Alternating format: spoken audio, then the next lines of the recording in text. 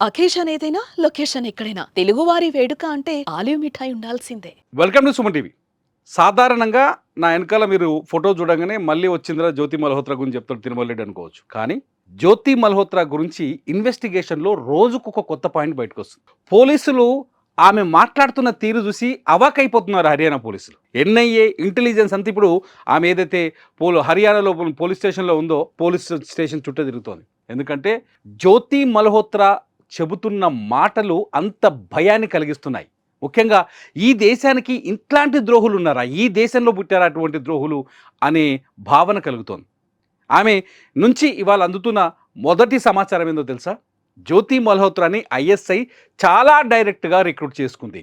జ్యోతి మల్హోత్రా కూడా ఆమె హిందువుగా పుట్టినప్పటికీ, ఆమె జ్యోతి మల్హోత్రా అయినప్పటికీ, జ్యోతి మల్హోత్రా కూడా ఒక ఉగ్రవాదే అని కన్ఫర్మ్గా తెలుస్తోంది. ఎందుకంటే జ్యోతి మల్హోత్రా ఏం చేసేదంటే తెలుసా? రోజు అఠారీ వాఘా బార్డర్ ఉంటుంది కదా, మన అఫీషియల్ ఎంట్రీ కదా భారత్ పాకిస్తాన్కి. వాఘా బార్డర్ దగ్గర ఉండి ఎవరైనా డిప్లొమాట్స్ ఏదైనా ప్రోటోకాల్ కావచ్చు, సాధారణంగా ఏజెంట్స్, రా ఏజెంట్స్ కానీ వాళ్ళు కానీ దేశ సరిహద్దులను దాటి ఏం చేస్తారంటే పాకిస్తాన్లోకి వెళ్ళి నిఘా వ్యవస్థని బలోపేతం చేయడం అక్కడ జరుగుతున్న ఇదంతా మన సినిమాలో చూస్తున్నాక నిజంగా జరుగుతుంటుంది. అయితే ఇటువంటి ఏజెంట్స్ పాకిస్తాన్లోకి ఎవరెవరు ఎంటర్ అవుతున్నారో ఆ డీటెయిల్స్ పంపించమని ఐఎస్ఐ జ్యోతి మల్హోత్రాకి అతిపెద్ద అసైన్మెంట్ ఇచ్చింది. అందుకనే ఆమె అంత ధనవంతురాలుగా మారిపోయింది. అందుకనే ఇన్ని దేశాలు తిరగగలిగింది, అన్ని పైసలు ఖర్చు పెట్టుకోగలిగింది. అంత లగ్జరీ లైఫ్ ఏడుకు పోయినా 5 స్టార్ 7 స్టార్ హోటల్లో ఉంది ఆమె. ఒక్కసారి ఆమె ఎక్స్పెన్సెస్ హిస్టరీ తీస్తే పోలీసులు షాక్ అయిపోయారనమాట. ఆ అకౌంట్లో పైసలేంది, ఆమె ఖర్చు పెట్టిన పైసలేంది, ఆమెకి ఎక్కడికి వెళ్ళి వస్తున్నాయి పైసలు అని చెప్పేసి. సో ఐఎస్ఐ ఈ డబ్బులు ఇస్తూ వచ్చింది ఆమెకి. ఐఎస్ఐ ఏం చేసింది? ఎవరైతే అఠారీ వాఘా బార్డర్ ఉందో ఆ బార్డర్ నుంచి బార్డర్కి ముందు వరకు మన ఏజెంట్స్ అయినా కొంత ప్రోటోకాల్తో వస్తారు కదా, ఎవరెవరు ప్రోటోకాల్తో వస్తున్నారో వాళ్ళ డీటెయిల్స్ నాకు ఇవ్వండి అని అప్పచెప్పింది. ఆ చార్ట్ వివరాలు కూడా ఇప్పుడు సోషల్ మీడియాలోకి వచ్చాయి. పోలీసులు రిలీజ్ చేశారు బయటికి, హర్యానా పోలీసులు. ఆ చార్ట్ వివరాలు చూస్తే మీకు అర్థమవుతాయి. ఇదొకటే కాదు, జ్యోతి మల్హోత్రాకి ఐఎస్ఐ ఇచ్చిన రెండో అసైన్మెంట్ ఏంటంటే భారతదేశంలో ప్రముఖ ఆలయాల్ని ఆమె సందర్శించాలి.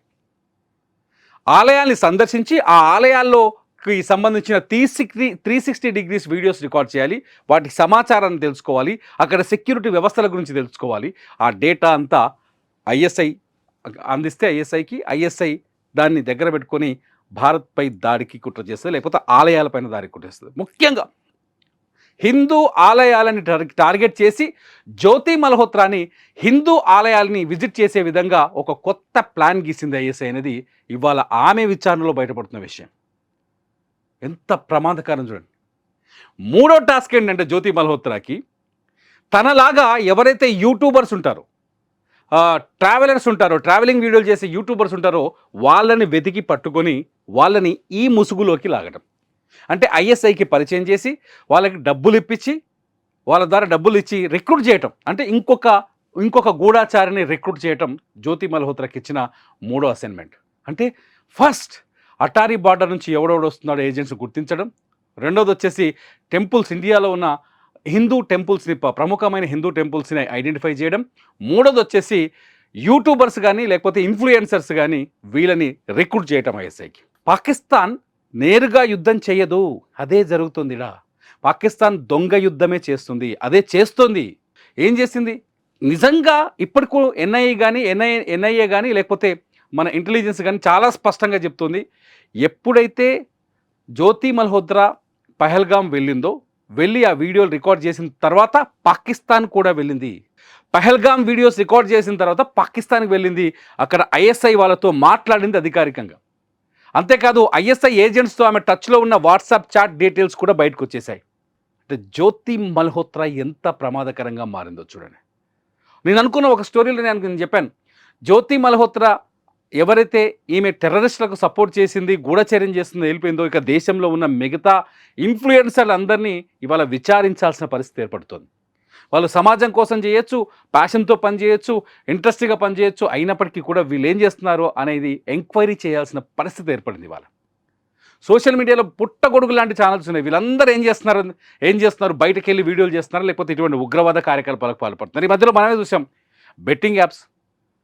ఈ దేశాన్ని, సమాజాన్ని నాశనం చేసే బెట్టింగ్ యాప్స్లో మన సెలబ్రిటీలు కూడా ఉండి తగలంటారు. అలా వాళ్ళు కూడా ప్రమోట్ చేస్తూ వచ్చారు. వీళ్ళంతా సమాజ ద్రోహులు. జ్యోతి మల్హోత్రా లాంటి వాళ్ళ చేతిలో. అచ్చా, మీకు చెప్పారా మర్చిపోయిన, జ్యోతి మల్హోత్రా ఈ నేపథ్యంలోనే పూరి, ఒడిశాలోని పూరికి టూర్ వేసింది. అక్కడ ప్రియాంక సేనాపతి అని చెప్పేసి ఒక యూట్యూబర్ని కలుసుకుంది. ఆమెకి 14,500 మంది సబ్స్క్రైబర్స్ ఉన్నారు. ఈమె పాకిస్తాన్ కూడా తీసుకుపోయింది. ప్రియాంక సేనాపతి ఇంకా ఉచ్చులో ఇరుక్కోలేదని తెలుస్తోంది. అక్కడ ఇన్వెస్టిగేషన్ నడుస్తుంది, ఇంకా అప్డేట్ రావాలి. ప్రియాంక సేనాపతి ఫాదర్ చాలా స్పష్టంగా చెప్తున్నారు, మా అమ్మాయికి ఏమైనా సంబంధాలు ఉంటే మేము విచారణ సహకరిస్తామని చెప్పేసి.